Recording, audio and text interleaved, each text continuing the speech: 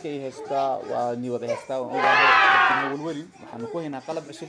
oo laga soo saaray dalka Soomaaliya khubarada adduunyada isugu tagay problemkan oo kale tan dadka dhan haysta adduunyada meel kasta joogaan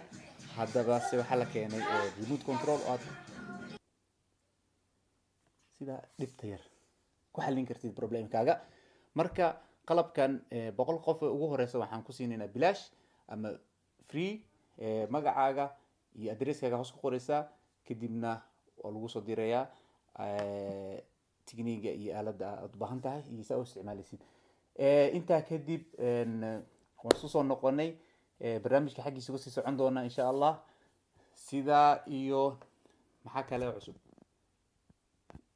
film cusubna iska soo socda malayna sida iyo nabadgelyo مكفرة كده ما حاجة أساسية بس إير